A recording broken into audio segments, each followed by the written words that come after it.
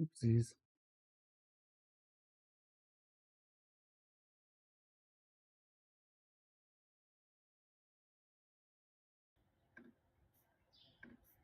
All right. Hello and welcome to this episode of Crypto Hub. Or sorry, Boomer and Degen. I'm your host Biz, coming at you live. But you already know why I'm laughing because I put the Streamlabs link onto the Twitter.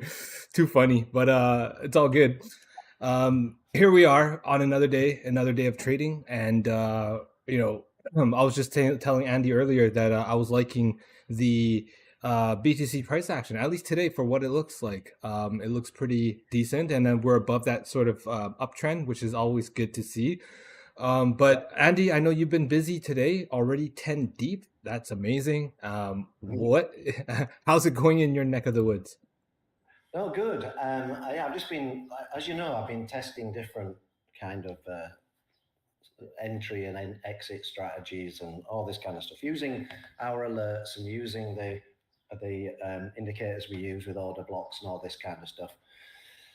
So it means that I can take trades because like often what happens is you assume that you're in a kind of shorting scenario, for example. Yeah. But on the way down, it will kind of go down and then back up and down and back up. Now, if you go on a very small time frame, you think, "Oh my God, we're in a long scenario, right?" So Mm-hmm. and every coin has a different kind of relationship. When you get to know its price action, right? So will not today because we've got a lot to talk about, but I'll take you through what's going on. But it's all good. It's all good. So let's get to what you were asking about, which is the price action. The market health. It's okay. It's nothing to write home about. Bitcoin. Obviously, yesterday we had a down day again, and we were down about 3% overall on the day. But let me just zoom in here, Biz. What can you see on this day chart, really? What picture is this showing you? On the day chart, what do we see? Well, we're seeing a lower high potential, right? Which What is potential? We've got, okay, high, lower low. high, lower high, lower Yeah, high, lower high, lower high, lower low, lower low, lower lower low. low, but then higher low right there, kinda. We have to see Yeah, it play out a little bit. We have to see it play yeah, out a little bit. you do, but we've still got a lower high. Yep, We would have expected a break of structure here, right? And yeah, we didn't get it. yep. So, so for me, we are still going Yeah. down. Oh, yeah. So that's my attitude on this could change, Mm-hmm. but there's nothing when I just look at price action that's telling me that we are going up, and we have some things to discuss today. I've been using AI to help me, Mm-hmm. um, but I might be showing you screens that I wouldn't normally show you because they're on different desktops on my computer, and I forgot to get everything in the right order. But let's go to our little friends here. Um, our little friend has gone back down. Mm-hmm. Um, I've not refreshed this yet. That's gone back down. We're back into extreme fear territory now again. Mm-hmm. Um, and this has gone back down. Let's have a look. Yep, this has gone back down. Because, of course, today, Trump is threatening 200% tariffs on European wines and champagne. Yeah, I heard And about that. And what it showed me was he doesn't know why champagne is called champagne because he said this will be great for our American wine and champagne like creators. I'm like, no, nobody in America creates champagne. That's It's right. It's French, isn't it? not only French. It can only be called champagne if it was grown in the Champagne Oh, area, that's right. That's quite a right. small area of France, Mm-hmm. right? Other than that, it's sparkling wine, it's prosecco, it's whatever it is, Yeah. but it is not champagne. Yep. You're right. You're right. Right? So it only comes from it, and I've been there, right? I did a kind of a sort of holiday where I went around the various wine regions of France, and the French are brilliant because they allow you to come in. When you go to the winery, you go into their house and they'll have lunch with you, and then you take away a few cases of wine, right? So it's like brilliant, and they give you free wine for lunch, so you're sort of tasting while you're eating bread and cheese and vegetables and stuff. So yeah, really lovely. But anyway, he's threatening this 200% tariff on wines, and I've got European wines. I listened to a podcast today where this guy, who is a kind of getting very popular, I think he's on the left, he's called Brian Tyler Cohen, and he was saying, you know, at first Trump was coming after your morning coffee, hiking the prices, but how upset do you think the urban housewives will be if you take away their wine? So I was like, and I thought that was quite funny. But today he's talked about, he had a bust up with the head of NATO talking about Greenland and taking that again. He's been blabbering on today about taking away the border of Canada, and it just becomes a beautiful, beautiful state, right? You know, who drew the line? It's just an imaginary line anyway. Nonsense. Sorry, so are you saying that he said this again today? Yeah. Wow. Yeah. All right. Yeah, he's doubling down, man. He's absolutely doubling down. I've got some news here as well when I get to this, but yeah, he's absolutely doubling down on, and there's a reason for this, right? We've said it before. He is deliberately trying to reset the markets, right? And you know, to lower interest rates because they've got, you know, $4.5 trillion of whatever it is, the deficit, and they've got loans at 4.6%, and he wants to re-loan them at like, you know, redo the loans at like 1%. You know, commercial kind of makes sense, but I wonder, given that something like 5 trillion has been lost off the stock market already, I wonder if you offset when you take the markets down and all the job losses and people signing on unemployment and all of this kind of stuff, whether you're actually, you know, and this is why I don't think they care really. They've got this in their mind, and that's the end of that. Let's do this news before I move on to a breakdown of various things. Yep. So this is, you know, how this is about Europe, right? How they didn't know the answer to this, I have no idea. Europeans reject digital euro. Is ECB fighting a losing battle? The European Central Bank is struggling to explain why Europeans should adopt a CBDC. Despite years of study and discussions around it, European consumers have not embraced it. Of course, they've not embraced it. They're not monitoring it every moment. This is Europe. Privacy is very important, right? Like, you don't, it just, and again, Brits would go, at first they'd go, oh, that's nice, so everything's digital. And then they go, you do realize they could just freeze your bank account like that. You know, you do realize every transaction, the government sees it, not just your bank, which there's a law in England stopping the government looking at your bank details unless they really need to, right? With court orders and all this kind of stuff. But now they can see everything and create a database of everything you do. Brits would just do the sign. That'd be it, you know. Well, in order for them to pull this off, they wouldn't be able to pull this off just within themselves. Like, this would have to be a global movement. No. You see, this is the thing, right? So if you think about governments, really what you should be saying is, like, I'm just going to use Bitcoin as an example. Why doesn't the entire world move to Bitcoin as a currency, right? As an example, right? Or pick a coin, right? It doesn't really matter. Yeah. Something that's high speed, It does away with all exchange rates. It does away with all this nonsense when you go away on holiday and all of this. And the governments are going, oh, well, wait a minute. You know, we want to be able to control our own currency. There's no way that we're going to have like some overlord of the planet dictating something. There's no way, you know. So it's the same kind of problem that Europe struggles with when to get anything passed, they've got however many nations have got to agree it, right? And they've all got veto rights and all of this kind of stuff. That's why the Brits got out. You know, people are saying Brexit was a disaster. I just think it needs decades to work itself out, you know. Yeah. And then we'll know whether it was a disaster. But I think it's, even though it's like what, 8, 9 years or something since we voted, Hmm. only 5 years since we went out or something. I think, you know, it's. But anyway, I just thought this was interesting. It's like a duh. Yeah.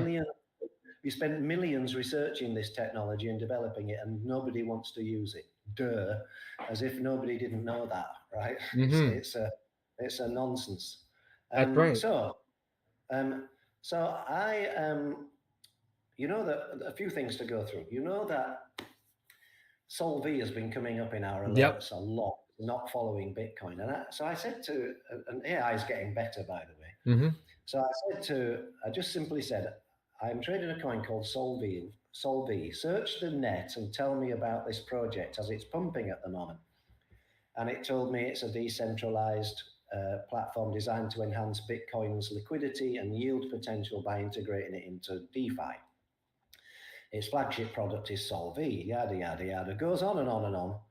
Conclusion, the protocol aims to unlock the potential of Bitcoin, right? And it says, here's a video, should you want to do it? And I said, well, what appears interesting, based on the fact that he said it was kind of fairly tied to Bitcoin, Hmm. I said, what appears interesting is that its price action is not correlated with Bitcoin. Would you expect this for this project? He goes, you're right to observe that it doesn't seem to be closely correlated, which is somewhat unexpected given the protocol.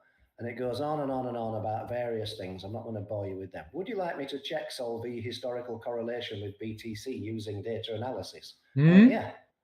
I go, Okay. yeah. So it gave me this little chart, right, where you can swap about in this chart. It said, analyzing the historical correlation between Solv and Bitcoin reveals a low correlation between these two assets. This low correlation is somewhat unexpected. What it proved to me is that my alerts are awesome. Do you know what I mean? So then obviously Layer has been one that I've been trading, so Yep. I got it to do. Similar thing on Layer.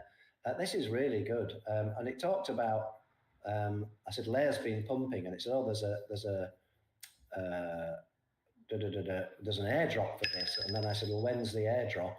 And it said, it's already happened. And I said, the price is still going down. But these ChatGPT they're very, very good at helping you, like, look at, without you having to go onto the net and find a coin, right? Wow. But the main thing I want to talk to you about is this. So I shared with this chap 3 transcripts about the market.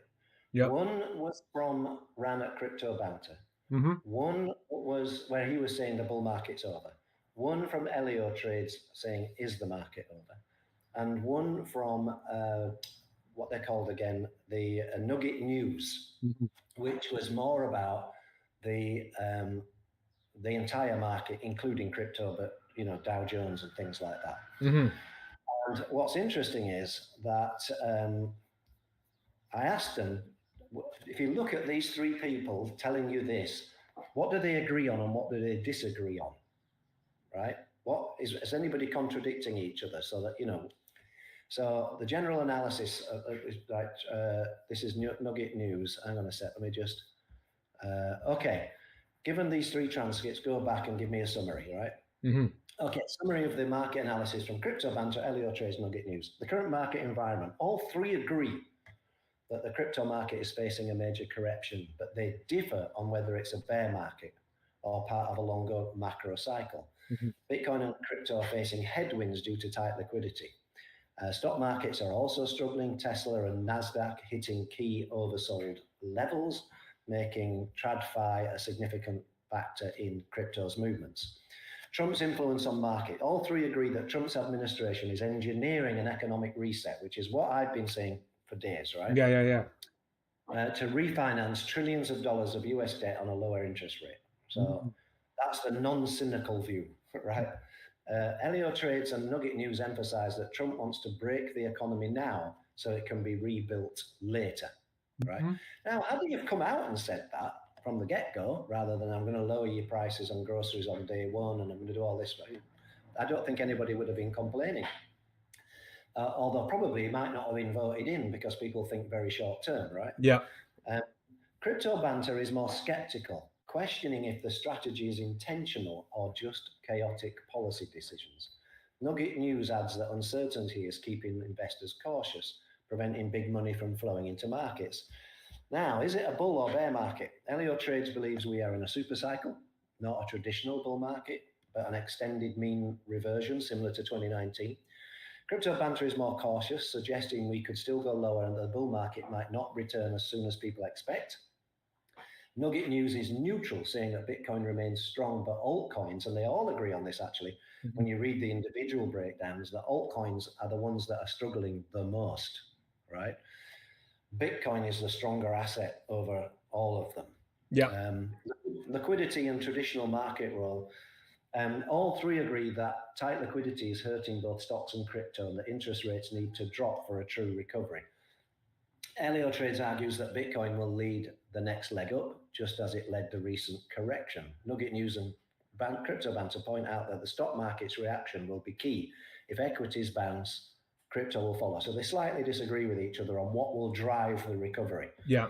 Elio Trades is a kind of Web3 maxi, right? So he everything for him is crypto led, whereas Nugget News and Crypto Banter take the broader view, and I tend to be with them. All right, against Elio Trades, I like his videos, but Bitcoin versus altcoins. All three agree that Bitcoin is holding up better than altcoins, but they differ on how bad altcoins will get hit. Elio Trade believes Bitcoin dominance will continue rising, making altcoins suffer longer. Nugget News suggests Ethereum could test its 2018-19 lows before recovery. Interesting.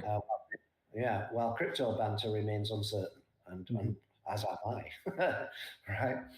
Key levels and market structure. Crypto Banter and Nugget News both emphasize 91.92 Bitcoin level is key reclaim point for a crypto recovery. I agree. I've been saying we need to get above these breaker structures, right, and get back up into the 90s to be able to get to the hundreds. Elio Trade sees the bottom around 70. Well, if you go back to our, let me just move this desktop over here, so I don't have to scroll as much. Why was I doing that? Now I'm having a senior moment. Why was I moving over there? Oh yes, because if you look at what the fuck, it's down at between 71 and 68. Yeah. Right. So Elio Trades, who was it? Sees a bottom around 70, which is exactly in the middle of what the fuck, which is what I've been saying for months, that this could happen, right? All three agree that markets are at a make or break moment, either a bounce soon or deeper downside. And I think if you're looking on a daily basis, you're going to get little daily bounces from a trading point of view. You're going to get them, right? But from a longer macro point of view, where I still maintain that all the chart is showing me are lower highs, lower lows. Yeah. And you also mentioned that you could get these relief rallies or these relief. We had one the last couple of days. Yeah. Right. So yes, well, because like all charts, they don't just go down; they go down, up a bit, down, up a bit, down, up a bit, right? Yeah. So you're going to get, as they go back to fair value gaps. Look at this fair value gap that it came into on the day. That's why fair value gaps are really good to have on your charts, right? Really good to have on your charts. I've even put order blocks on Bitcoin at the moment because I'm just analyzing various stuff with it, but I don't usually have the order blocks switched on, just to keep it a little cleaner for the stream. But you can see that fair value gap was tweaked into, and then we came back out of it, right? So for me, just a continuation down. Nothing's telling me that we're going, we really need that break of structure from here. We need to be going up, holding that, going up. That's what we need. And I think we're some time away from that. I really do. So back to this. Global impact, gold, USD, and Australia. Nugget News, I think they're from Australia actually. Nugget News highlights the impact of the weakening US dollar and gold's increasing importance. The Australian economy is struggling with poor governance and reliance on China. Elio Trades and Crypto Banter focus more on global liquidity affecting Bitcoin and stocks. So the final takeaway Short-term pain before long-term gain. Trump's policy is shaking the market, but if successful, if they could set up a stronger economy, in a while, not yet. Liquidity remains the biggest issue. You know, my entire trading approach is based on liquidity, right? Liquidity remains the big issue. Until the US cuts interest rates or increases liquidity, markets will struggle to move higher. Bitcoin is holding better than altcoins, but major players are waiting for clearer signals before deploying capital. Again, sitting on the sidelines. Yep. Stock market movements will dictate what happens next. Right now, markets are at a crucial inflection point. The Trump administration is actively reshaping economic policy. Liquidity is tight, traditional markets are weak, but this is not necessarily the start of a full-blown bear market if key levels hold and liquidity improves. Yeah. We could see a major recovery later this year, which is what we've been saying on this stream, right? So it's just nice to have other people that look at charts all day and look at price action. And I watch many videos. I watched one on an economist yesterday talking about what Trump's doing and tariffs and all of this kind of stuff. So I like to see that broader picture. And so that's the kind of thing I wanted to focus on today. Yes, I've been trading. There are lots of trades, but I'll update you on those in a couple of days. I want to just get my head down and do a lot of trading this afternoon. But yeah, it's all great from a trading point of view. The alerts are still working very, very well. And there we are. That's the market, Biz. Cool. All right. Well, apologies because we do have to cut it a little bit short, only because I have to go. It's that time of the month, so I got a jet. But we'll catch up again tomorrow, same time, same channel, and until then, make sure to give us a follow if you guys haven't followed us already. And if you haven't joined our server, please join and let us know what you're trading. And also, if you have any strategies, let us know as well. If you drop us and let us know that you've followed us, whether that's on Blue Sky or Twitter, just drop your Twitter or drop your handles, and we'll get you full access right away. And you'll get tips and insights, just like how Andy uses it and how we trade them. So cool, guys. Just stay safe. We're not out of the woods yet, and until we get that breakup structure, we'll be pushing on. So, peace out. Happy trading, everyone. See you Monday. This is Friday. Wow, thanks for the reminder, Andy. Happy trading this weekend. Peace.